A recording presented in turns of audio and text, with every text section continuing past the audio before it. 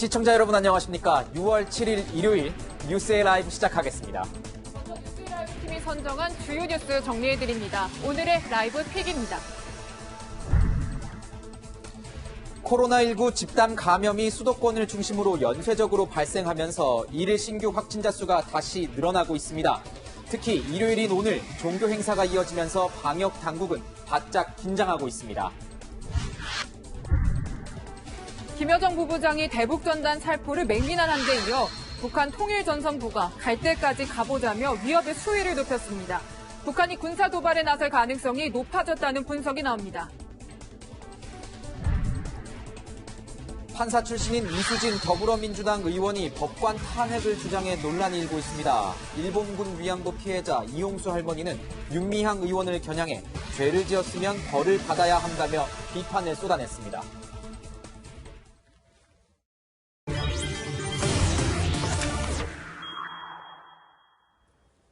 네, 코로나19 소식부터 짚어봅니다. 지역사회 곳곳에서 집단 감염이 소출하고 있습니다. 이틀째 신규 확진자가 50명 이상 나왔는데 대부분 수도권에서 발생했습니다. 취재기자 연결합니다. 자, 이지훈 기자, 자세한 소식 전해주시죠. 네, 어제 하루 57명이 새로 코로나19 확진 판정을 받으면서 확진자는 총 11,776명으로 늘었습니다. 이 중 53명이 지역사회 감염으로 잠정 확인됐는데 1명을 제외하고는 모두 수도권 거주자입니다. 서울에서만 27명이 추가됐고 경기와 인천에서 각각 19명과 6명이 확진됐습니다. 서울 양천구의 탁구장에서 시작된 집단 감염은 지난 4일 첫 환자가 나온 이후 사흘 만에 최소 17명으로 늘었습니다. 특히 탁구장을 방문한 뒤 확진된 50대 남성이 지난 4일 일가족 3명과 함께 강릉 주문진을 여행한 사실이 확인돼 지역 확산 우려까지 나오고 있습니다. 동행한 일가족들은 음성 판정을 받았지만 강릉시 방역당국은 이 남성의 동선을 토대로 역학조사를 이어가고 있습니다. 건강용품 판매업체 리치웨이 관련 확진자도 계속 추가되고 있습니다. 지금까지 확인된 것만 최소 42명인데요. 관련 확진자가 대부분 고령층이어서 특히 우려가 큰 상황입니다. 경기 용인시 신봉동 큰나무 교회에서도 담임 목사와 신도, 가족 등 최소 14명이 확진 판정을 받았습니다. 산발적 집단 감염이 속출하면서 격리치료를 받고 있는 코로나19 환자도 951명으로 늘었습니다. 지난달 680명대까지 떨어진 이후 약 2주 만에 다시 1000명에 육박하게 된 건데요. 방역당국은 격리치료 중인 환자가 1000명 이하일 때 안정적인 치료체제가 유지될 수 있다고 밝힌 바 있는데 생활방역체계가 위기를 맞는 것 아니냐는 우려의 목소리까지 나오고 있습니다. 지금까지 정책사회부에서 전해드렸습니다.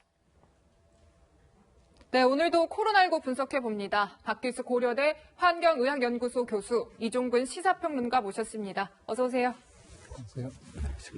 오늘 코로나 확진자가 57명입니다. 연이틀 50명대가 확진되면서 우려의 목소리가 굉장히 큽니다. 교수님, 이게 보면은 검사량은 평소에 절반 정도도 안 미치는 것 같은데 오히려 확진자는 비율은 더 늘어나는 것 같아요. 이거 어떻게 봐야 되는 겁니까? 그러니까 이제 초기에 저희가 이제 이 범위를 넓혔을 때는 검사량은 많았는데 확진자 수는 좀 적었거든요. 그러니까 예를 들면 한 10,000명 정도 하면 1,000명 나오는 100명 나오는 수준인데 지금 같은 경우에는 워낙 그 바이러스가 한꺼번에 농축돼서 쉽게 얘기하면 많이 발생을 하다 보니까 거기에서 이제 검사를 하게 되면 확률적으로 더 높아지면서 확진자 수가 더 늘어나는 거고요. 이제 최근에 보면은 벌써 이제 20명, 30명대 하다가 어제도 50명 넘어갔고 네. 오늘도 50명 넘어갔는데 문제는 지금 이런 소규모 집단 발생이 앞으로 좀 안타깝지만 더 지속적으로 되거나 이렇게 횡보할 가능성이 높은 게 대부분 보면 지금 이제 밀집 지역, 이른바 밀폐, 밀집, 밀접 접촉하는 곳에서 계속 일어나고 있기 때문에 특히 이제 저희가 이제 어쨌거나 그 사회적인 거리두기를 조금 이제 완화하면서 했던 그런 게 경제도 풀리고 하니까 활동량이 많아지면서 이런 지금 확진자 수가 지속적으로 늘어나는 상황이어서 아주 이제 경계를 하지 않으면 추가적으로 확진이 더 늘어날 가능성이 큰 것 같습니다. 네, 교수님 또 하나 더 여쭤보고 싶은 게요. 저희가 이제 생활 속 거리두기로 전환을 했을 때 사실 기준치가 있었지 않습니까? 네네. 일일 신규 확진자 50명 미만이었는데 이틀 연속 이런 확진자가 나왔으니까 또 다시 얘기가 나오는 부분이 다시 또 고강도 사회적 거리두기로 가야 되는 거 아니냐 이런 얘기들 나오거든요. 그렇습니다. 지금 저희가 이제 3월 22일부터 5월 우리 이제 어린이날 그때까지 한 달 반 이상 이제 고강도 이른바 사회적 거리두기를 하다가 그때부터 생활 속 거리두기를 했는데 좀 안타깝지만 지금 이렇게 좀 어떻게 보면 좀 풀어준 느낌 있지 않습니까? 여러 가지 우리가 개인 일상생활도 하고 그러면서 숫자가 늘어나다 보니까 지금 현재로서는 우리가 이런 만끽했던 어떤 일종의 즐거움, 활보했던 것들이 이렇게 나쁜 결과로 나타나는 것이고요. 특히 이제 지금 우리 앵커님 말씀하셨지만 숫자가 지금 50명이 2번 넘어갔어요. 물론 이제 정부에서 하는 가이드라인이 50명 미만, 그 다음에 이제 미확인되는 게 5%, 그 다음에 정부가 이제 통제할 수 있는 게 80% 룰이 있는데, 물론 뭐 이틀 높았다고 바로 이제 사회적 거리두기를 하는 건 아니지만, 통상적으로 2주치의 평균을 합니다. 2주치까지 가는군요. 그렇습니다. 네. 그렇기 때문에 지금 상황에서 이틀 높아졌다고 내일 사회적 거리두기를 하겠다 이러는 건 아닌데 지금 현재 보면 지지난주까지 20명, 30명대에다가 아마 지금 현재 평균이 한 38명, 40명대로 올라섰기 때문에 네. 이 숫자가 일주일 이상 지속이 되면 무슨 뭐 평균값의 정의지 알지 않습니까? 그래서 이게 이제 올라가게 되면 정부로서도 안타깝지만 사회적 거리두기로 전환할 수밖에 없는 심각한 상황에 놓이게 되는 것입니다. 네. 좀 이제 좀 개별적으로 좀 보겠습니다. 이 내용을 좀 구체적으로 들여다보면 관악구에 있는 다단계 건강용품 판매점에서 확진자가 굉장히 많이 늘었습니다. 근데 이 뭐 리치웨이라고 하는데 이 다단계 이 판매 업체는 여기만 있는 게 아니지 않습니까? 지금도 계속 활동 중인 거잖아요. 굉장히 위험한 것 같아요. 그렇습니다. 앵커님께서 말씀하신 점이 이 지금 상황이 가장 정확한 점을 지적하셨는데 어떤 거냐면 자, 지금까지 이 확진자가 늘어나는 것이 가장 안 좋은 유형이 관리가 안 된 곳에서 터진 겁니다. 즉, 그러니까 정부가 통제하지 아니한 곳, 이 방문 판매 업체라고 지금 알려지긴 했지만, 말씀하셨듯이 다단계 업체고요. 여기는 주로 고령의 65세 이상의 고령층 분들이 소일거리가 좀 없는 분들을 유혹을 해서 오시게 한 다음에 보통 레크리에이션 같은 걸 합니다. 그래서 유흥이라기보단 함께 이렇게 좀 즐기는 그런 놀이 같은 것을 하고, 그 다음에 건강용품을 판매하고, 또 지인들을 더 끌어오게 하고 하는 그래서 이제 다단계의 유형이라고 하는데 대표적으로 고령층을 주로 많이 오게 하기 때문에 또 이 장소는 다 밀폐되어 있는 장소 아니겠습니까? 좁은 곳에서 노인층들을 데리고 와서 레크리에이션 같은 것을 하면서 비말이 충분히 이렇게 전파될 수 있는 그런 환경이었기 때문에 이런 곳이 바로 이곳 한 곳뿐이었겠느냐. 지금까지도 계속 이런 어떤 형태의 영업행위는 계속 이루어지지 않겠는가. 그리고 지금 방역당국에서 이 행정당국에서 이런 곳들을 왜 지금까지 규제를 하지 않았던가 하는 점이 지금 지적받아야 될 점이라고 할 수가 있겠죠. 네, 어떻게 보면은 좀 사각지대 이 부분을 지적을 해주신 것 같은데요. 또 하나 이제 좀 소규모의 집단 감염이 계속 퍼지고 있는 게 양천구에 있는 탁구장 아닙니까? 탁구장은 사실 운동을 하는 곳이다 보니까 또 유산소 운동이잖아요. 맞습니다. 마스크를 쓰지 않고 운동을 했을 가능성도 꽤 커요. 네, 그렇습니다. 마스크를 하면서 탁구를 할 수는 없겠죠. 이제 호흡이 가빠지니까요. 자, 탁구장입니다. 탁구장을 한 그 확진자가 이게 증상이 벌어져서 확진된 다음에 동선을 확인을 했더니 양천구에 있는 탁구장은 3곳이나 지금 들렀던 것입니다. 그래서 이 전수조사를 지금 실시 중이고 그 중에서 확진자가 늘어나고 있어요. 그런데 탁구장도 역시 지금 사각지대였습니다. 당연히 탁구장이라는 것이 밀폐된 공간이고 또 테이블과 테이블이 붙어 있다 보니까 상대 선수와 비말이 전파되는 것이 아니라 테이블과 테이블, 그러니까 바로 옆 테이블에 있는 그런 운동하는 사람과 공을 주우러 다니면서 공은 계속 탁구장 해보시면 알겠지만 굉장히 격렬하지 않습니까? 그렇죠. 그리고 탁구 공을 떨어뜨린 것을 주우러 가면 바로 옆 탁구대에 있는 그 운동하는 분들과 계속 사실 땀과 또는 이 비말이 옮길 수 있는 그런 환경인데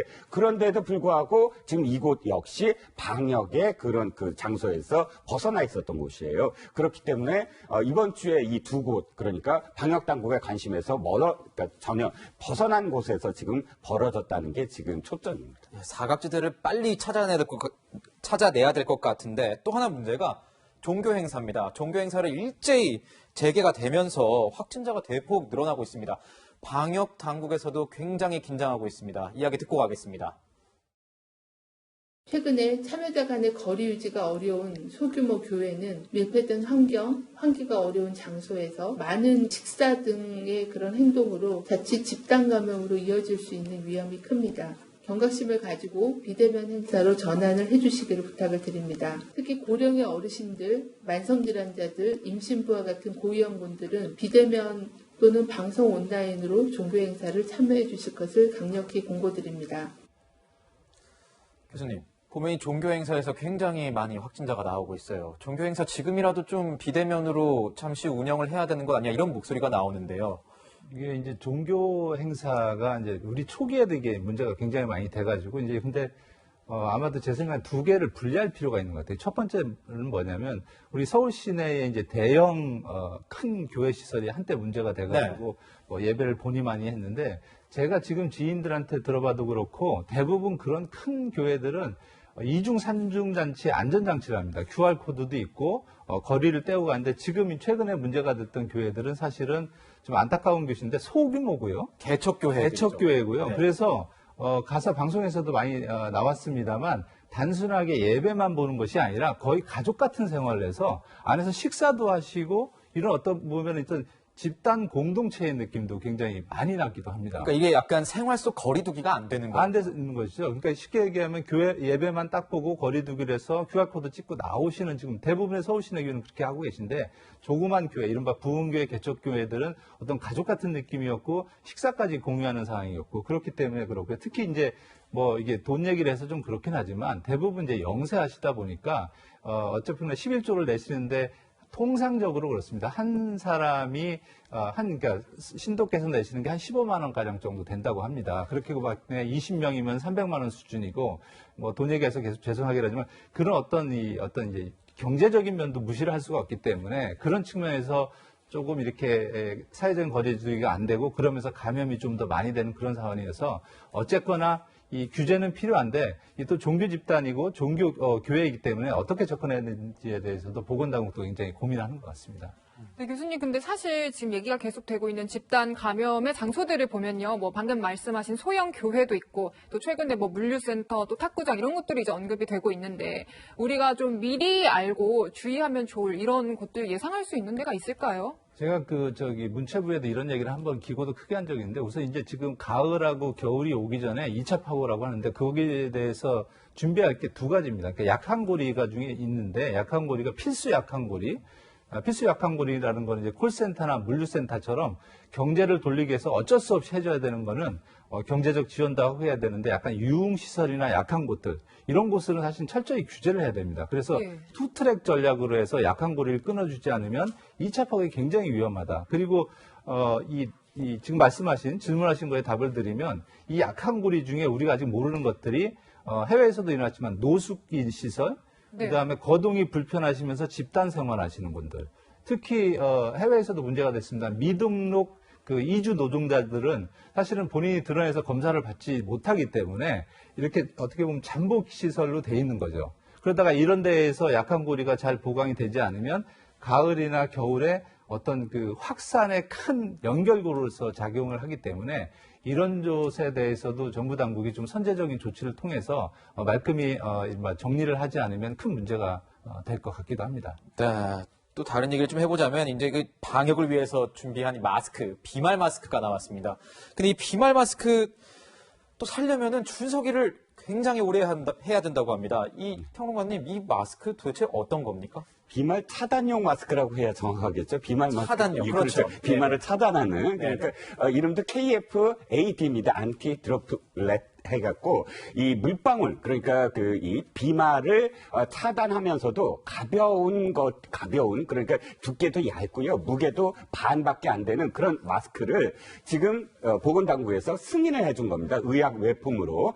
지금까지는 KF94를 주로 많이들 쓰셨지만 여름이 되다 보니까 날씨가 벌써 어저께는 30도가 넘었습니다. 그런 날씨 속에서 지금 KF94를 뭐 한 몇 분이라도 쓰고 있으면 답답하거든요. 그래서 정부에서는 이 KF-AD라는 의약 외품 그것을 인증을 하면서 이걸 의약 외품으로 이제 이 판매 하게끔 만들었습니다. 중요한 건 근데 이렇게 되다 보니까 가벼우면서도 물론 KF94보다는 성능이 조금 떨어집니다. 55%에서 80%까지 있지만 그럼에도 불구하고 이 실생활 속에서의 안전도는 뭐 그 정도면 괜찮다라는 것이고요. 진짜 환자라든지 혹은 환자를 돌봐야 될 분들은 좀 더 엄중한 걸 써야만 하는 것이고요. 그런데 이것이 한꺼번에 좀 몰리다 보니까 지금 이게 팔리기 시작합니다.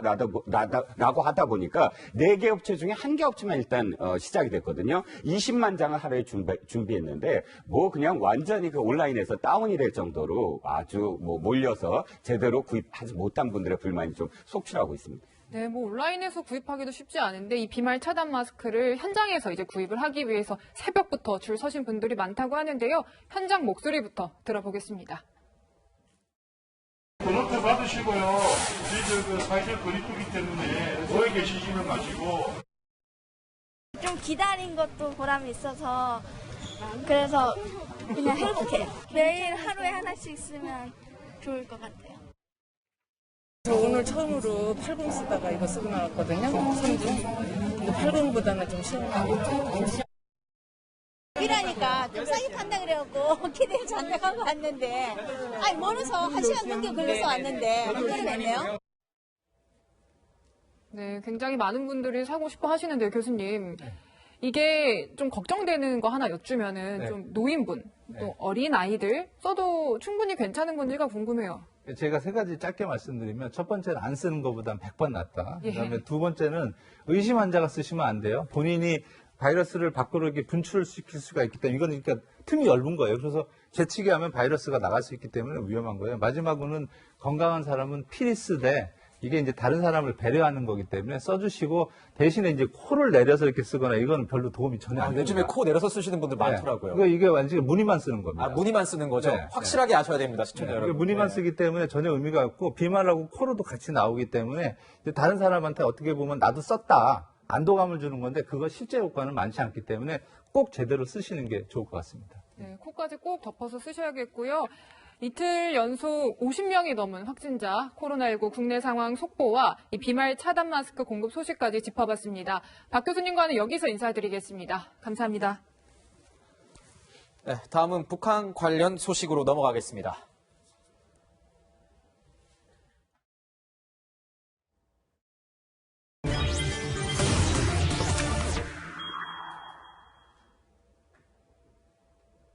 네, 대북전단 살포를 맹 비난하고 나선 북한이 이제는 갈 때까지 가보자며 압박 수위를 한껏 올리고 있습니다.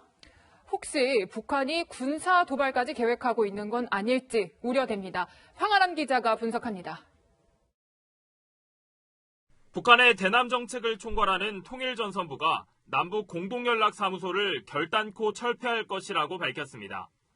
지난 4일 김여정 제1부부장이 대북전단 살포와 관련해 응분의 조처를 하지 않으면 각오하라는 담화를 내놓은 지 하루 만입니다. 군사합의 파기, 개성공단 폐쇄 등 언급한 조치 중 첫 단계입니다. 특히 대북전단 살포에 대한 반발을 두고 북한이 대화 재개를 바라는 것이란 일각의 해석에 대해선 헛된 개꿈이라며 강한 거부감도 드러냈습니다. 더러운 인간 쓰레기들이 삐라 살포 행위를 묵인 저장하고 위험한 도박을 노는 남조선 당국에 묻고 싶습니다.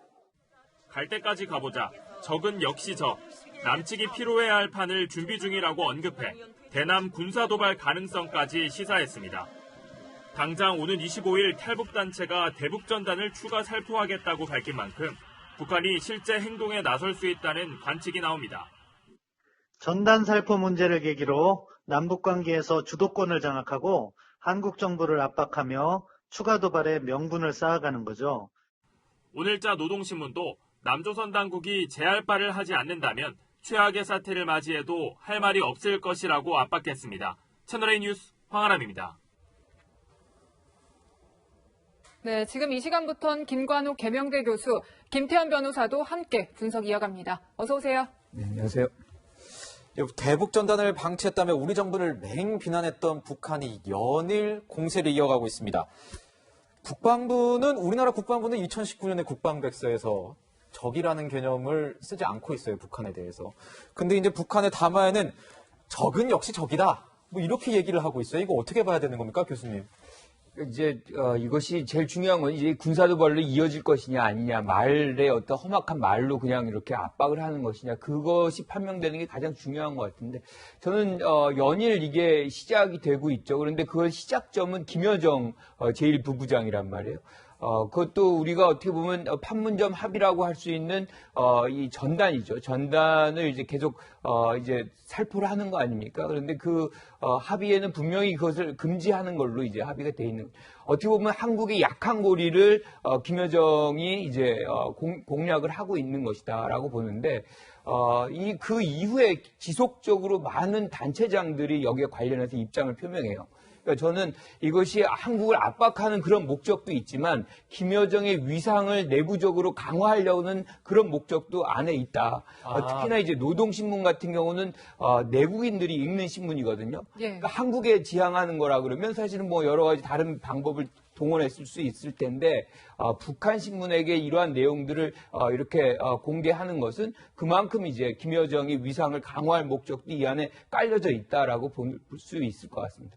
네, 뭐 위상 강화 이런 분석을 해주셨는데 평론가님, 또 하나 이제 속뜻으로 좀 분석이 나오고 있는 게 결국에는 군사 도발의 어떤 전초전 이런 거 아니냐 해석이 있거든요. 네, 그렇습니다. 지금 북한이 최근 들어서 단거리 미사일을 계속 발사를 했지만 미국이 거기에 대해서 크게 응수를 하지 않은 건 미국 북미 뭐 대화 이후에 두 가지, 그러니까 북한이 ICBM을 한다거나 혹은 SLBM을 한다거나 이랬을 때는 이 상황이 완전히 달라집니다. 우리 쪽도 그렇고 미국 쪽도 그렇고 북한이 상황 관리에서 지금까지 벗어나는 행동을 하기 때문에 미국도 바로 즉시에 대응하는 어떤 그런 외교적인 또는 군사적인 상황으로 변화할 수 있습니다. 북한이 그래서 지금 SLBM이나 ICBM을 시험을 하느냐 안 하느냐 가장 중요한 지금 기로인데, 지금 연 사흘간 대남 담화를 하고 있습니다. 이런 경우도 없어요.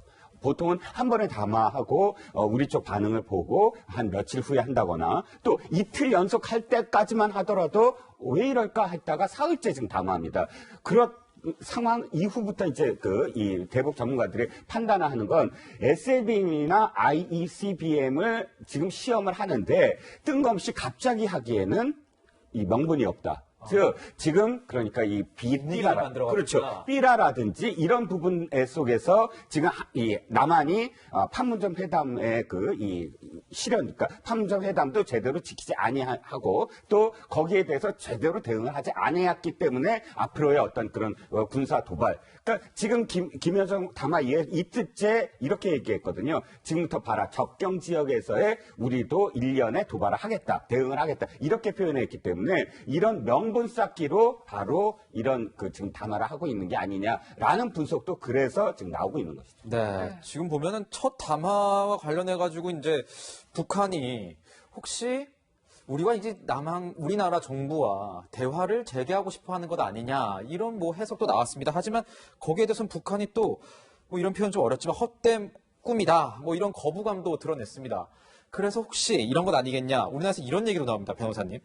우리 정부를 굉장히 압박하는 것은 뭔가 이 거대 여당이 들어섰을 때 뭔가 북한이 노리는 것이 있는 것 아니냐, 이런 얘기를 하기도 하던데 어떤 거죠? 뭐 이런 거 아니겠어요? 예를 들면 대북전단 살포 금지법. 예를 들면 지난 국회에서는 만약에 여당이 이거를 만들고 싶어도 야당의 강한 저항에 부딪혔을 거고, 그러면 우리 패스트트랙에 올린다고 하더라도 예전에 공수처하고 선거법 통과되는 것처럼 그 어떤 지난한 시간을 거쳐야 통과가 될 수 있는 것 아니었겠어요?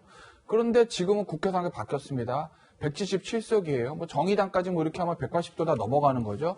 지금 아무래도 여권의 우호적인 정당들 다 하면 단독으로도 177석이고, 그러면 그렇다고 보면 저 국회법에 국회 선진화법이 있다 하더라도 그걸 우회해서 통과시킬 가능성은 얼마든지 있는 것 아니겠습니까? 네. 의석수가 워낙 압도적이기 때문에 야당이 방해한다고 해도 실질적으로 이거를 막기는 어렵거든요. 예전처럼 그런 물리적 충돌 없이도 여당은 이걸 단독으로 정의당이나 예를 들면 몇 석 이렇게 해서 통과시킬 수 있을 거예요. 그러니 이제 국회 상황을 보면 북한이 원하는 그 대북전단 살포 금지법을 통과시킬 가능성이 높아졌다.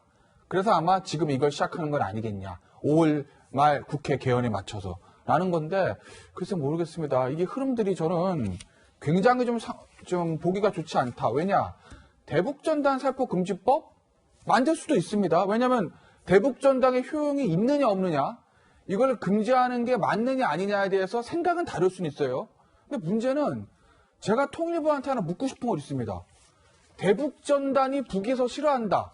그리고 우리 정치권의 일부 인사들도 대북전단 살포 금지법 만들어야 된다는 얘기가 나온 건 꽤 오래됐습니다. 근데 왜 지금 하는 거죠? 지난 국회에서 뭘 했던 거죠? 뭘 했고, 뭐 하고, 이 대북전단이 정말 지금 살포 금지법을 만들어서 막아야 될 정도로 굉장히 위급한 것이라면, 지난 국회에서도 이 대북전단 가지고 얘기가 많지 않았습니까? 그럼 그때 뭐 하시다가 지금 북한에서 만들어라 하니까 갑자기 4시간 만에 만들겠습니다 하는 이 흐름은 뭐죠? 왜 하필 지금인 거죠? 지금 당장 필요해서 하는 건가요? 아니면 북에서 이걸 요구해서 하는 건가요? 전 그게 궁금하다는 겁니다. 네, 지금 말씀해 주셨는데요. 평론가님, 이번에 이 김여정 부부장의 담화가요, 실린 게 노동신문이고, 또 그 내용의 내용을 좀 짚어보면, 대남 사업을 총괄한다. 이런 내용이 담겼어요. 좀 어떤 의도일지, 북한에서 의도하고자 하는 게 뭔지 이런 게 궁금하거든요. 그렇죠. 지금 세 가지 점에서 저는 눈여겨볼 대목이 있다고 봅니다. 첫 번째는 앵커님 말씀하셨듯이 노동신문입니다. 노동신문이 왜 중요하냐면 보통 대남 담화 같은 경우는 조선중앙통신을 이용하거나 아니면 우리민족끼리 같은 매체를 이용하거나 이렇게 해서 자신들은 보지 못하는, 그러니까 일반적인 주민들이 보지 못하지만 어쨌든 정확하게 메시지를 어디에 던졌다라고 타깃팅해서 보내는 그런 매체를 사용을 했습니다. 그런데 이번에는 뜻밖에도 노동신문에 게재를 한 거예요. 노동신문은 일반 주민들이 보는 곳이거든요. 즉 일반 주민들이 보는 곳에 바로 김여정 부부장이 대남 메시지를 던졌다라고 주민들한테 알린 것. 첫 번째. 두 번째는 나는이라는 표현이 저는 굉장히 눈에 들어요. 나는이라고 해서 이 김여정이 나 자체를 드러낸다면 나는 무엇이 싫어. 그러니까 이 말리는 뭐보다 그냥 못 본 척하는 표현은 못하지만 어쨌든 자가 싫어. 이렇게 표현을 하거든요. 무슨 얘기냐면 북한 사회는 그렇게 주어를 드러내서 하는 것은 김정은, 김정일, 김일성밖에 없어요. 네. 내가 무엇을 어떻게 하겠다라는, 내가 어떤 생각이 든다, 나라는 어떤 주체를 얘기하는 거. 그런데 김여정이 담화를 통해서 주민들이 보는 노동신문에 나는 무엇이 싫다라고 이렇게 이야기한다는 건 그만큼 위상이 거의 김정은, 김정일, 김일성급이나 다름없다라는 걸 지금 표현하고 있거든요. 그렇기 때문에 아까 교수님 말씀하셨듯이 분명히 남측의 메시지, 그럼 미국 측의 메시지도 있지만 지금 이 상황은 북한에 무슨 상황이 벌어지고 있기 때문에 그것을 김여정 부부장이 나서서 이렇게 남한을 어떤 핑계 삼아서 이 대남 활동을 하고 있다라는 것을 보여주는 행위가 아니겠느냐라는 분석이 그 때문에 나오는 것입니다. 네, 이 김여정의 경고 보면은 굉장히 내용도 살벌합니다. 과연 우리가 알고 있던 김여정이 맞는가 싶을 정도로 그런 반응이 나오는데 과연 예전에는 어땠는지 우선 그 모습을 보고 이야기 이어가겠습니다. 예, 대통령께서 마음 많이 편해져서 이렇게 고맙습니다. 예, 저렇게 우리 문재인 대통령의 얼굴을 보면서 이렇게 화사하게 웃으면서 얘기를 했어요. 김여정 굉장히 많이 바뀐 것 같은데 방금 말씀하신 것처럼 김여정, 김정은 이런 백두혈통에 뭔가 이런 어떤 의중이 있기 때문에 이게 나오는 것 아니겠느냐. 그래서 혹시 김정은의 다음 행보가 대남 행보 아니겠느냐 이런 얘기도 나옵니다. 김여정이 착한 비서 김여정에서 권력자 김여정으로 정체성을 좀 변화시키고 있는 거예요. 그만큼 이제 역할 분담의 필요성이 북한에 있겠다. 그러니까 과거에도 그런 사례가 있습니다. 그러니까 김일성이 동생이 김영주하고 역할 분담을 해서 부수상 자리를 준 적이 있어요. 그래서 네. 아마 이런 것들을 계산하고 있지는 않나 싶은데 김정은의 어떤 향후 행보가 사실은 굉장히 관심사죠. 어떻게 갈 것인지. 그리고 저번에 비료공장 나오고 한두 차례 나왔다가 다시 사실 굉장히 물밑에서 움직이고 있잖아요. 그 향후에 이제 어떻게 움직일 것이냐 그 문제인데 지금 사실 전 세계가 코로나19의 상황이 굉장히 어렵습니다. 그래서 이런 상황이라 그러면 어려운 국가는 더 어렵거든요. 그러니까 북한의 상황은 아주 치명적으로 지금 어려운 상황이라고 볼 때 북한도 일정의 이제 출구 전략이 필요한 거죠.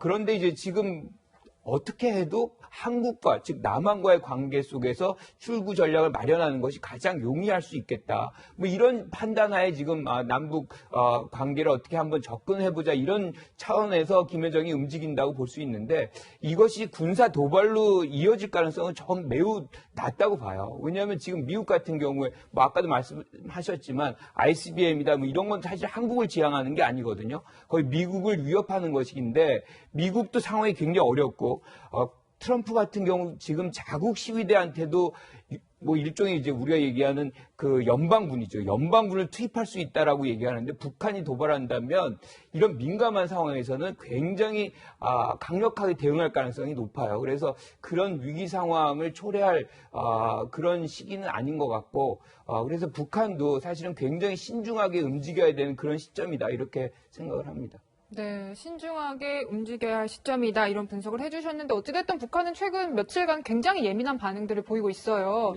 또 여러 가지 분석이 나오는 것 중에 하나 또 여쭙고 싶은 게 어쨌든 북한이 내부 상황 또 경제가 안 좋잖아요. 그래서 내부를 좀 단속하기 위해서 이렇게까지 하는 것이다 이런 얘기들도 있더라고요. 네, 충분히 그런 가능성도 그러니까 그 모든 것들이 사실 복합적인 요인으로 작용하는 것이지 무엇 하나만은 아닐 것 같아요. 그 중에 하나가 앵커님 말씀하셨던 부분입니다. 코로나19로 아까 교수님 말씀하신 부분이지만 코로나19로 전 세계가 어렵습니다. 그런데 북한은 더 어려울 거예요. 왜냐하면 북한은 그러니까 이 경제 상황이 돌아가는 건 중국을 제외하고는 상상을 할 수가 없습니다. 중국으로부터 모든 물자들을 교역을 하고 이 교역이 공식적인 교역도 있지만 밀교역도 굉장히 많거든요. 그런데 코로나19로 해서 제일 먼저 중국과의 국경을 닫은 게 북한과 러시아입니다. 그럼 북한은 이 자신들의 의료 체계가 선진국 수준에 미달하는 것을 너무나 잘 알고 있기 때문에 중국과의 국경을 막을 수밖에 없었고 중국과의 국경을 막는 것이 지금 거의 3개월 이상 지속되고 있습니다. 이 3개월 동안에 북한의 경제 상황이 어떨지는 사실 뭐 상상할 수가 있죠. 충분히. 이런 상황이라면 당연히 이 대북 제재 때문에 어려운 속에서 코로나19 때는 더 어렵다고 볼 수가 있고 그렇다면 이 타겟책 그러니까 주민들의 동요는 당연히 있을 수밖에 없고 그래서 주민들로 하여금 야 남한이 우리한테 약속을 어떻게 안 지키기 때문에 우리가 이렇게 나서고 있어라는 것을 보여주면서 그 동요를 일간 잠재우려는 효과도 저는 충분히 있다고 봅니다. 네. 우리의 대응을 좀 보면은 방금도 말씀해 주셨지만 통일부에서는 이제 관련법을 준비 중이라고 얘기를 했고 또 저번 주에 저희가 얘기를 나눴지만 뭐 재산 다툼 얘기로 나눴지만 김홍걸 의원은 본인의 1호 법안으로 이거를 이제 제출을 한다고 했어요. 근데 또 통합당에서는 이거는 소위 김여정 하명법 아니냐 이러면서 굉장히 논란을 만들고 있는 상황인 겁니다. 근데 이 상황에서 전 좀 궁금한 거 이게 입법 과정에서 만약에 추진이 된다. 하면 전혀 논란이 없는 건가요? 논란이 있죠. 표현의 자유의 문제. 예를 들면. 그러니까 표현의 자유를 이제 강력하게 침해하는 그런 부분이기 때문에 글쎄 모르겠습니다. 어느 정도 법안의 조문을 실질적으로 어떻게 구성을 할지는 구체적인 내용을 딱 봐야 되겠습니다만 그렇지만 어쨌든 북의 실상을 알리고자 하는 그런 어떤 대북 전단 아니겠습니까? 그러니까 그런 어떤 글을 뿌리는 탈북자들의 표현의 자유를 심각하게 침해하는 거 아니냐라는 어떤 내용적인 문제를 또 제기할 수 있을 것이고 그리고 이제 통합당에서 하는 얘기는 이제 김여정 하명법이라는 그 표현을 좀 뭐 강하다 뭐 이렇게 느낄 수도 있겠지만 아까 이제 제가 말씀드렸던 것과 맥락을 통하고 있는 거죠. 왜 지금 하는 거지? 대북 정단에 문제가 있었다면 예전에도 문제가 있었는데 그때는 안 하고 있다가 왜 지금 김여정이 얘기하자마자 4시간 만에 통일부에서 하고 있습니다라고 준비를 하는 거지? 이 흐름은 뭐지?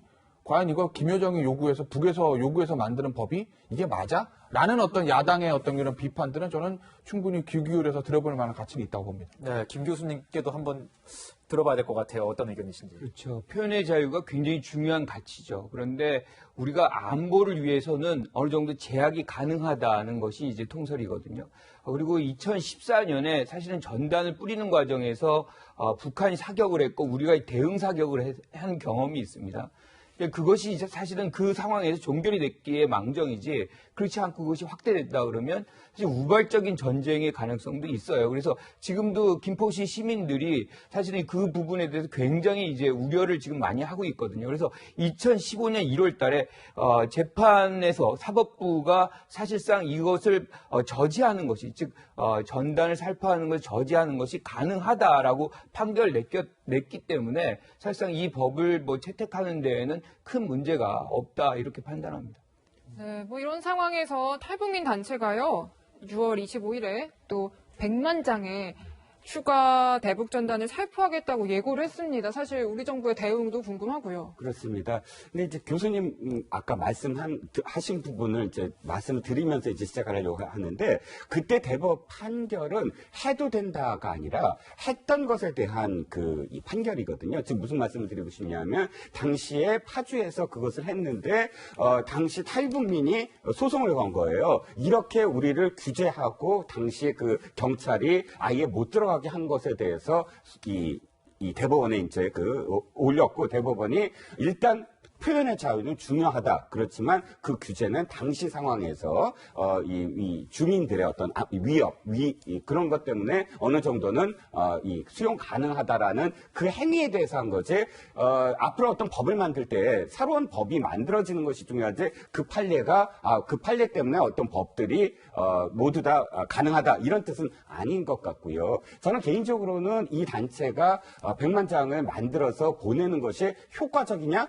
별로 효과적이진 않다라고 생각을 해요. 실질적으로도 양평이라든지 관악산이라든지 이런 쪽이 더 많이 지금 남한 쪽으로 오는 것이지 북한 쪽으로 가다가 돌아오는 게 더 많긴 하거든요. 그렇기 때문에 효과적이지 않다라고 보지만 그럼에도 불구하고 이 단체를 마치 불법을 저지를 단체로 미리 상정을 해서 어떻게 하면 규제를 할까라고 지금 이 우리나라 정치에서는 만들어가고 있거든요. 왜 그렇다면 통일부가 이걸 하죠? 예를 들어 환경 문제라면 지자체가 환경 문제를 과태료를 묻든가 하는 것이지 통일부에서 이걸 하는 건 통일에 대한 그러니까 대남 정책적으로 이 단체가 불법적이다라고 미리 상정을 하고 하는 행위이기 때문에 설득을 해본 적이 있나요? 혹시 박상학 대표를 불러서 설득을 한다거나 이런 어떤 과정도 없어요. 그저 법 만들어서 빨리 규제하는 것. 이거는 지금 우리 정부가 할 일이 아니다. 첫 번째는 설득을 해야 되고 또 거기에 대해서 왜 그날 그렇게 해야 되는지 아니면 다른 어떤 장소는 없는지 다른 대안은 없는지 이런 과정이 전혀 없었다는 건 저는 굉장히 문제가 있다고 봅니다. 네, 지금까지 이 대북전단 금지법 관련 논란과 연일 공세 수위를 높이는 북한의 속내까지 짚어봤습니다.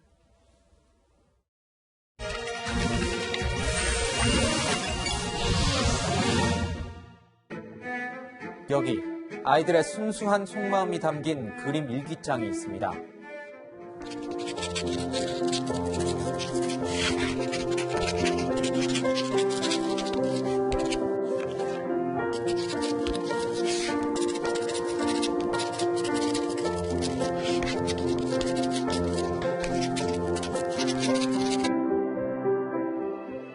그런데 여러분은 혹시 눈치채셨나요?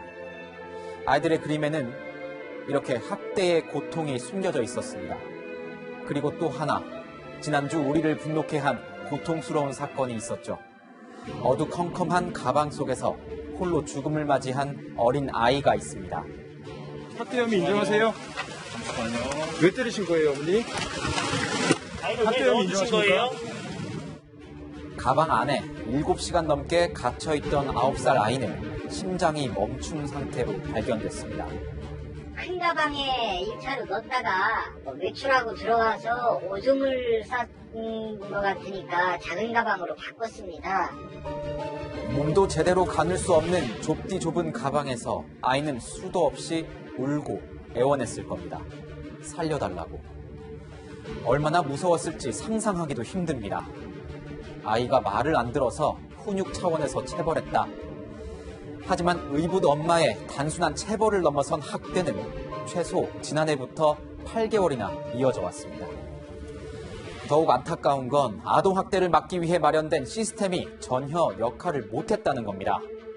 한 달 전 학대 의심 신고를 받은 경찰은 아이를 직접 찾아가보지도 않았고 방문 조사를 했던 아동보호 전문기관은 아이의 멍자국을 보고도 훈육 과정에서 일어난 해프닝이라고 넘겼습니다. 사회의 관심이 잠시 멈춘 사이 9살 아이는 결국 싸늘한 주검이 된 겁니다. 삼희성. 우리 조상들이 최고로 뽑은 3가지 기쁜 소리라는 뜻입니다. 집안을 평안하게 하는 다듬이 소리, 세상 이치를 밝히는 글 읽는 소리, 그리고 화목을 가져다주는 아이가 우는 소리를 일컫는데요. 기쁨을 상징하는 삼위성이 가방 속에 갇혀 외마디 비명으로 끝나는 일은 더 이상 없길 바랍니다. 지금까지 화나요 뉴스였습니다.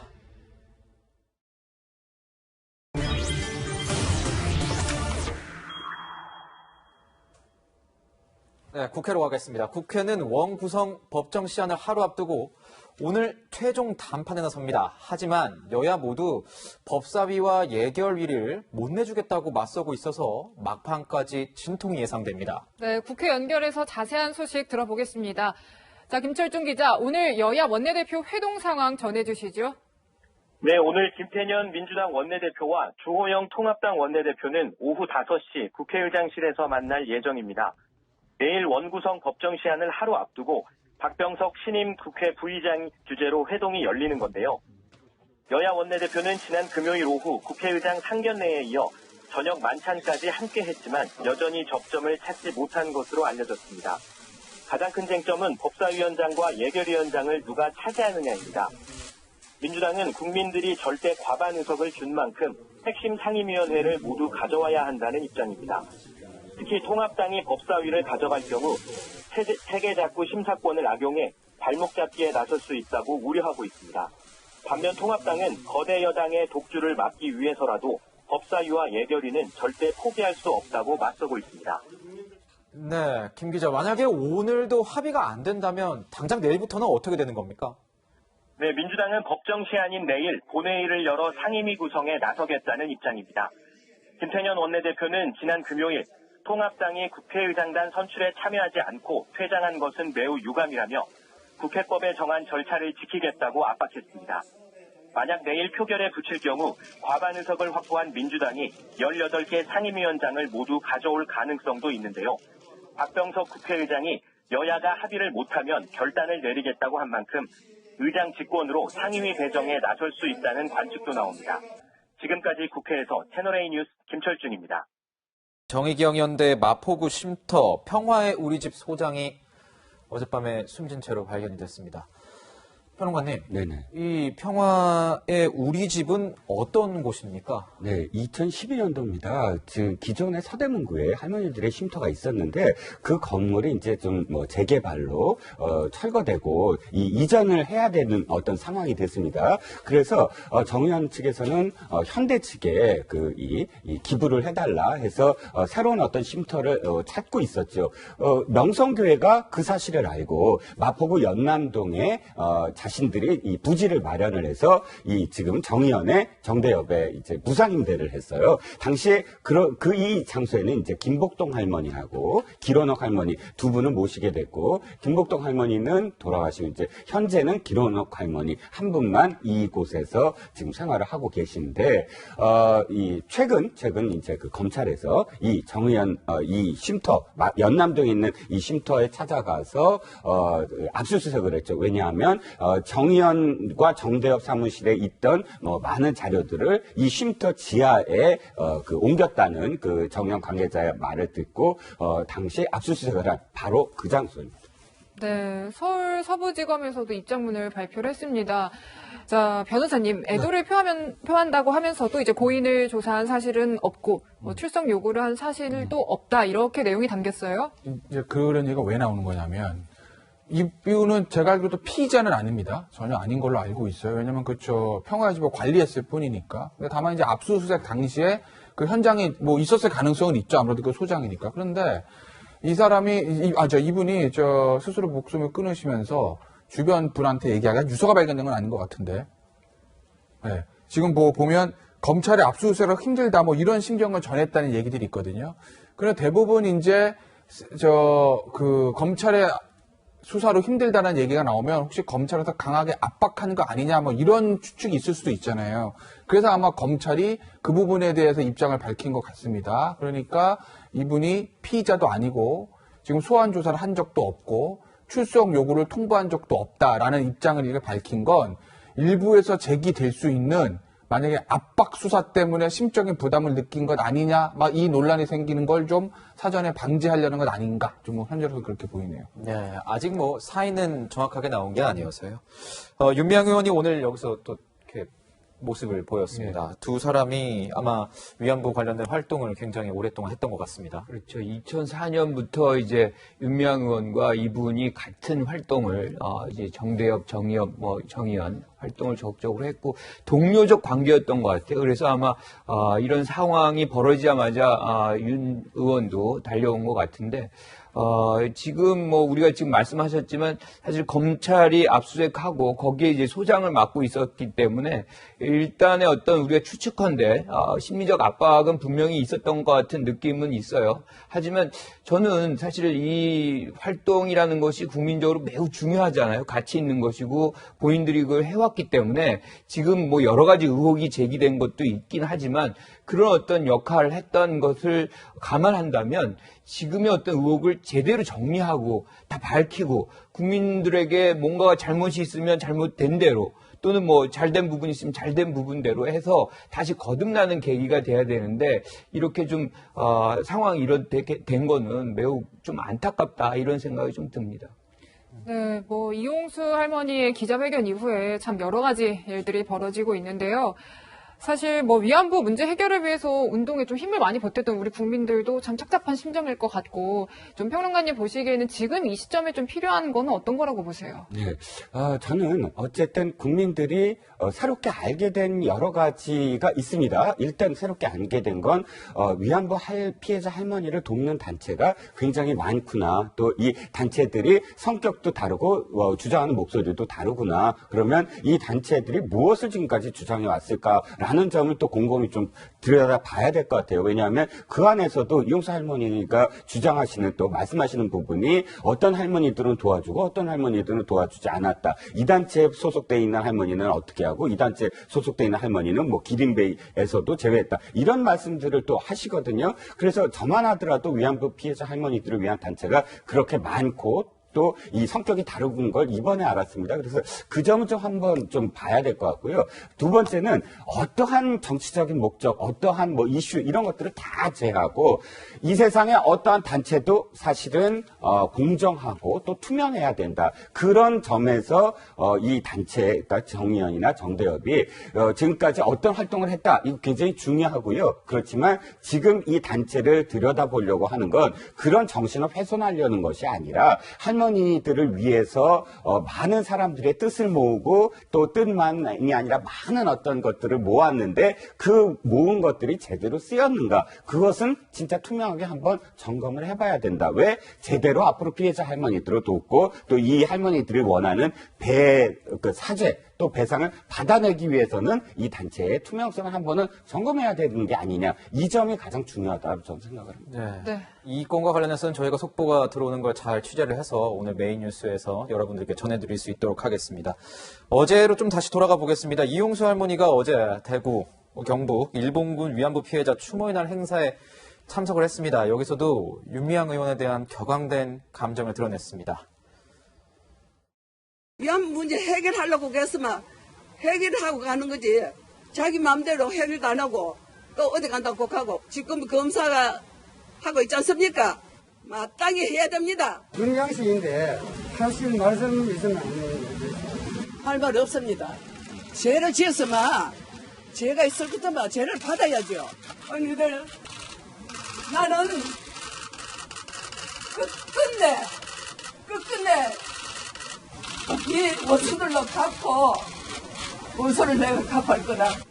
언니들 내가 이거를 해결하고 내가 저 하늘나라 가야 우리 먼저 간 언니들한테 내가 말을 할 수 있지.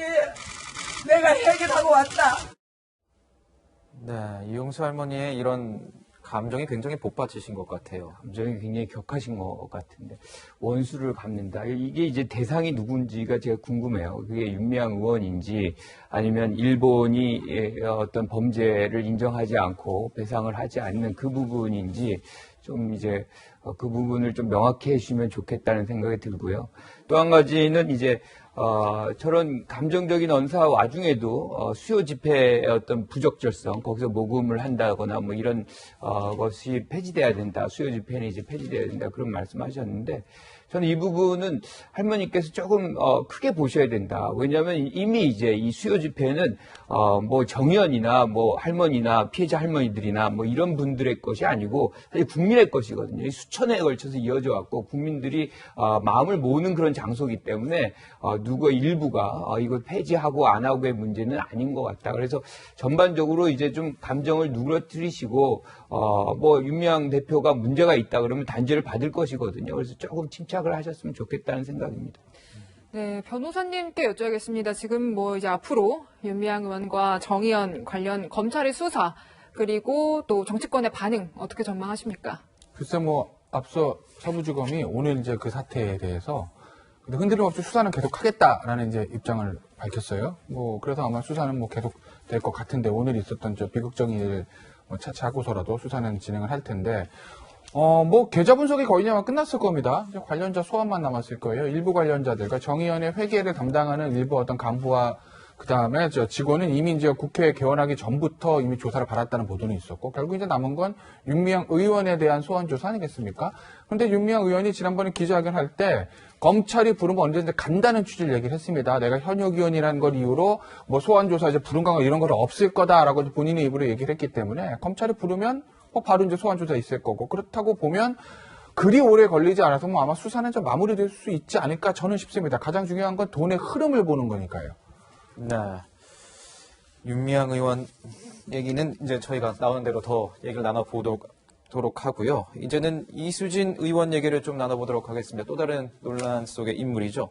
이수진 의원이 판사 탄핵을 주장하고 나서면서 정치권이 다시 또 논란 속으로 빠져들고 있습니다. 내용은 발단은 현재 부장판사가 이 재판에 나와서 한 발언이 이제 논란이 된 겁니다. 이 부장판사가 그러니까 이수진 부장판사가 부족한 면이 많아 다른 재판 연구관보다 1년 먼저 전보됐다고 생각하느냐? 그러니까 그렇다라고 대답하면서 이수진 의원이 여기에 대해서 굉장히 좀 분노를 한 것 같습니다. 네, 그렇습니다. 이 재판은 지금 계속 이어져 가는 재판입니다. 양승태 전 대법원장의 사법농단 의혹 사건이죠. 자, 이날 김영학 부장판사가 나서서 증언한 내용은 이겁니다.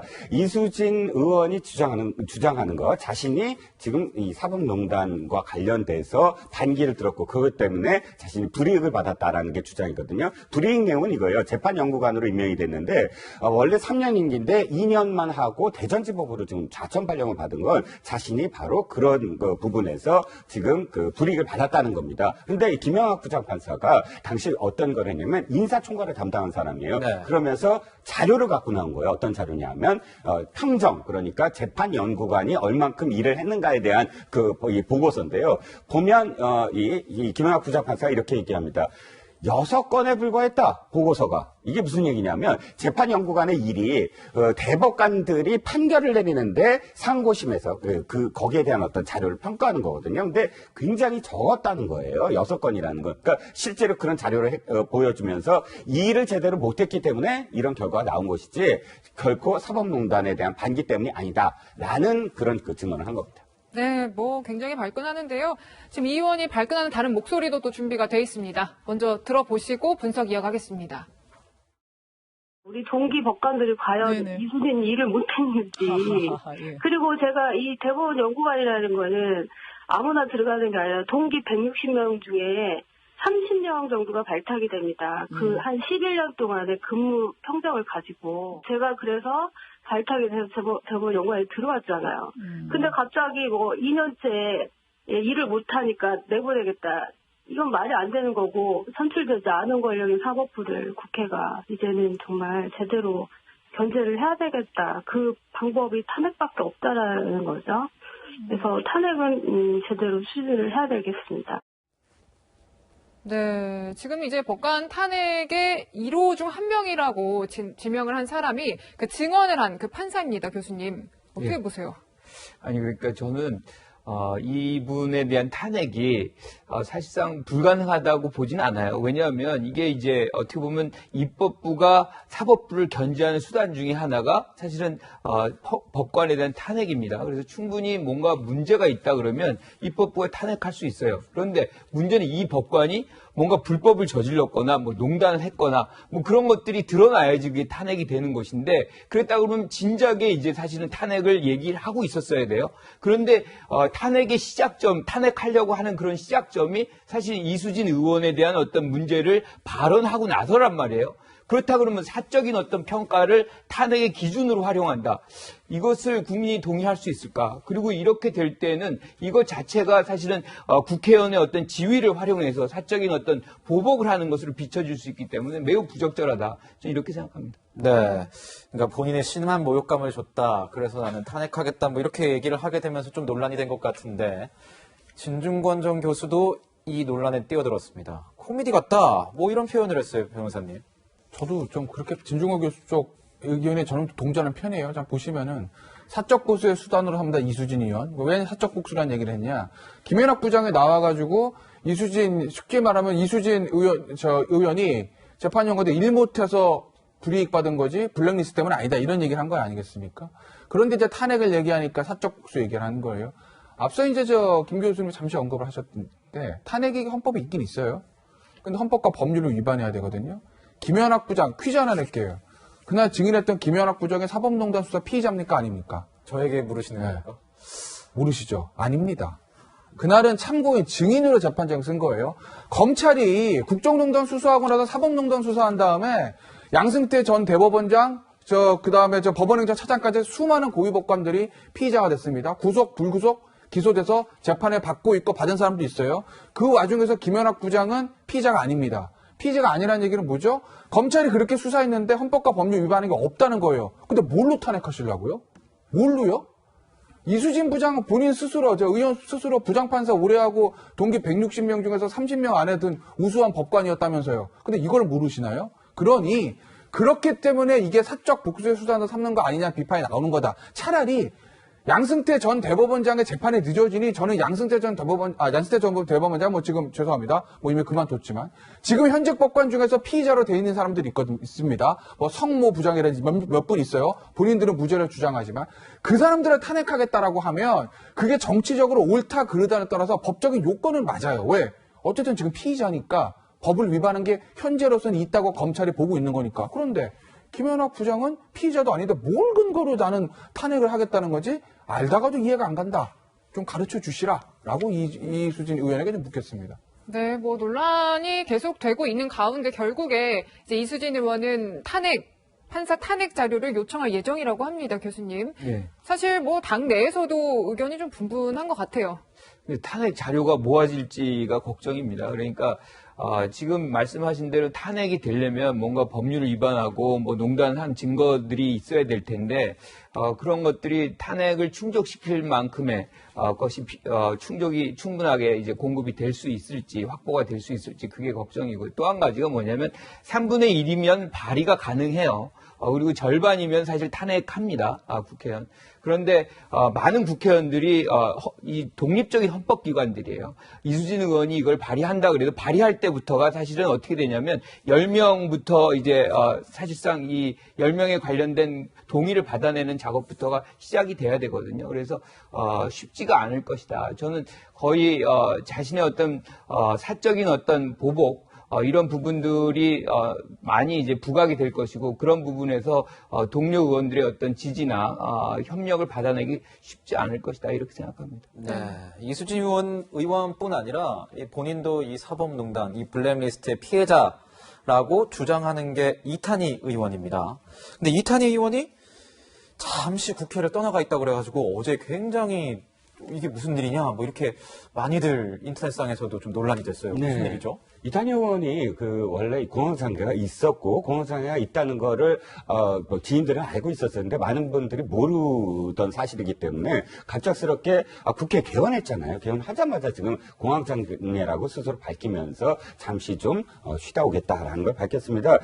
이 의원이 밝힌 내용에 따르면 2017년 2월 왜 양승태 대법원장 시절에 법관들의 뒷조사를 하라라는 지시를 이제 거부를 해서 사퇴를 했는데도 불구하고 그 자리를 2년 동안이나 억지로 했을 수밖에 없었고, 그 때문에 생긴 어떤 정신적인 그런 이 문제들이 어느 정도 잠복해 있다가 국회의원 나오면서 다시 또 살아났다는 겁니다. 그리고 지금은 견딜 수가 없는 상태이기 때문에 잠시 좀 떠나 있겠다, 건강 회복을 한 다음에 돌아오겠다, 이렇게 선언을 해서 많은 사람들이 좀 놀랐습니다.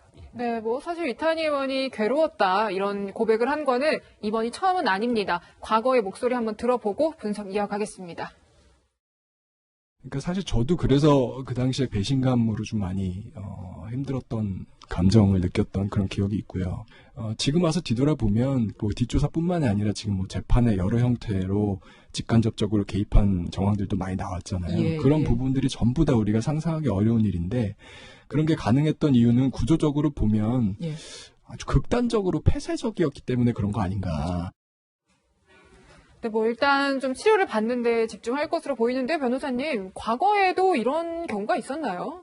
글쎄 공황장애라든지 뭐 이런 문제로 좀 한 적은 별로 없는데, 의원들 중에서 몸이 안 좋았던 분들은 좀 있어요. 그죠? 몸이 안 좋아서 실질적으로 의정 활동을 현실적으로 다른 건강한 의원들만큼 열심히 할 수 없었던 처지에 처했던 의원들은 심심찮게 꽤 있습니다. 그런데 이제 이탄희 의원의 얘기가 지금 좀 화제가 되고 있는 건, 대부분 과거에 보면 그런 의원들이 내가 예를 들어서 몸에 어디가 안 좋아서 지금 의정 활동을 열심히 할 수 없습니다라는 걸 공개적으로 밝히는 경우는 극히 드물거든요. 아마 거의 없죠. 그런데 이제 이탄희 의원이 이건 이제 스스로 밝히고 당과 유권자들과 지역 구민들에게 양해를 구했다는 점, 이 점이 사실 조금 보면 굉장히 좀 새롭고 신선한 거죠. 왜냐하면 본인이 몸이 아프다, 일종의, 그래서 내가 일을 제대로 할 수 없다라는 걸 공개적으로 밝히는 건 사실 굉장히 어려운 부분이거든요. 그냥 넘어가도 모르고 그냥 넘어갈 수 있는 겁니다. 그런데 본인이 어쨌든 지역 구민의 선택을 받아 당선이 됐고, 국민의 어떤 세금으로 세비를 받는 의원인데 본인이 일을 열심히 할 수 없으니 그걸 이제 솔직하게 고백을 하고 양해를 구하는 이런 모습들은 저는 굉장히 그래도 용기 있는 모습이라고 봅니다. 그렇군요. 야당 얘기도 좀 해보겠습니다. 미래통합당을 이끌기 위해 등장한 김종인 비대위원장, 기본소득을 꺼내들면서 굉장히 당내에서도 당 밖에서도 굉장히 논란이 되고 있습니다. 그렇죠. 보수정당인 통합당이 어떻게 보면 진보정당의 의제를 선점을 했다. 그러니까 보수정당의 어떤 가치를 확장한다는 점에서는 전 굉장히 긍정적이고, 우리나라가 지금 코로나19의 상태에 있으면서 사실 어떤 소득에 대한 부분들의 필요성을 인지하고 있잖아요. 그런데 이것이 제일 중요한 건 실천되는 것이다. 우리가 과거에 이제 경제 민주화라 그래도 2012년에 사실은 박근혜 정부가 들어서는데 상당히 기여했잖아요. 그런데 실천이 안 됐거든요. 이번에도 선거용이 아니라 실천되는 정책으로 전개되기를 바랍니다. 네, 지금까지 이제 여야 정치권 소식과 위안부 피해자 쉼터 소장 사망 속보까지 전해드렸습니다. 네, 분위기를 확 바꿔보겠습니다.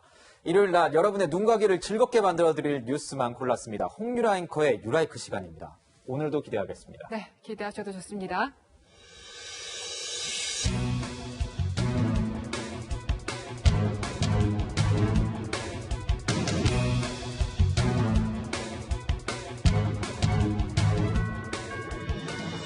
첫 번째 소식, 10km 걸어 수업 배달입니다. 이동식 칠판과 받침대, 가방을 메고 바쁘게 걷는 남성 보이시죠? 하루에만 평균 10km 넘는 거리를 걸어 다니는 그는 페루의 중학교 선생님인 헤르손 가스파르입니다. 최근 직접 칠판을 들고 방문 수업을 하고 있는데요. 코로나19가 확산된 뒤 인터넷이 없어 온라인 수업조차 어려운 학생들을 위한 조치입니다. 수업은 집 바로 앞 야외에서 2m 이상 간격을 유지하는 등 방역수칙을 철저히 지키며 진행되는데요. 선생님의 열정에 힘입어 학생들의 지식도 쑥쑥 성장할 것 같습니다. 다음 소식은 서울 냉면 가격 하락입니다. 요즘 날씨가 더워지니까 시원한 냉면 생각나시죠? 냉면 가격이 지난 2017년 3월 이후 계속 오르다가 지난 4월에 오랜만에 떨어졌습니다. 지난 1월만 해도 9,000원이었는데 4월 들어 8,000원대로 내려간 겁니다. 한국소비자원 참가격의 가격 동향에 따르면 냉면뿐 아니라 비빔밥과 자장면 가격도 떨어졌습니다. 코로나19 영향인데 냉면 애호가들에게는 즐거운 뉴스네요. 마지막 소식, 10년간 1억 달러 기부입니다. 기부의 주인공은 농구 황제 마이클 조던인데요. 스포츠 스타가 비영리 단체에 한 기부 중엔 역대 최대 규모입니다. 우리 돈으로 1,200억 원에 달하는 큰 금액을 쾌척한 거지요. 조던 측이 밝힌 기부 목적은 인종차별 철폐와 사회 정의 실현 그리고 흑인 유소년의 교육 기회 확대입니다. 지금까지 유라이크였습니다. 저희는 60초 후에 다시 돌아옵니다.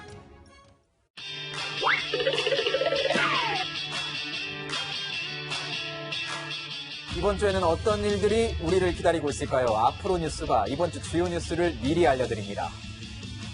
삼성그룹 경영권 승계 과정의 불법성 논란으로 수사를 받아온 이재용 삼성전자 부회장의 구속영장 실질심사가 내일 열립니다.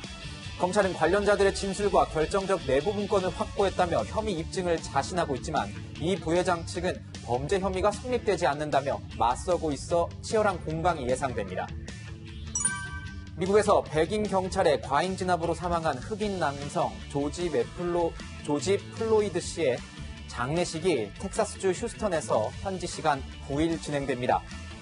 인종차별에 반대하는 시위가 평화 분위기로 급변하고 있는 가운데 유명 복서 메이웨더 주니어가 추모의 뜻으로 장례 비용을 모두 부담한다고 밝혔습니다.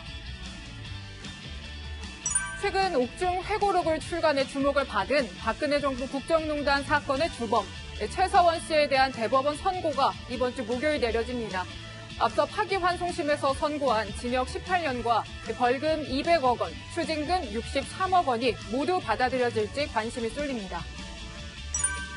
축구팬 여러분 오래 기다리셨습니다. 코로나19 확산으로 중단된 스페인 프리메라리가 2019-2020 시즌이 현지 시간으로 11일 재개됩니다.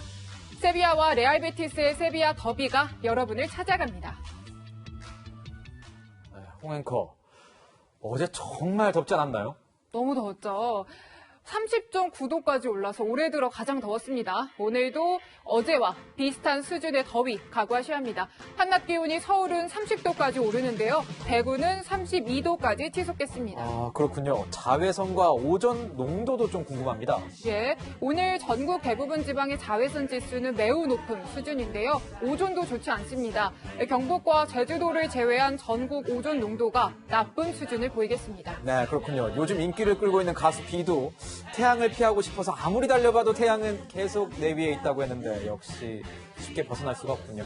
피부나 호흡기가 약한 분은 외출 자제하시는 게 좋겠네요. 이번 주 날씨 전망도 함께 해주시죠. 네, 당분간은 초여름 날씨가 지속되겠습니다. 내일과 모레는 체감온도 33도를 웃도는 곳이 많겠는데요. 폭염특보가 발효될 가능성도 있습니다.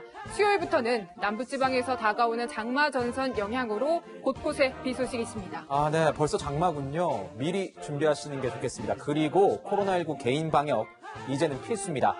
오늘 저희가 준비한 소식은 여기까지입니다. 일요일엔 뉴스에이 라이브입니다. 시청해주셔서 감사합니다.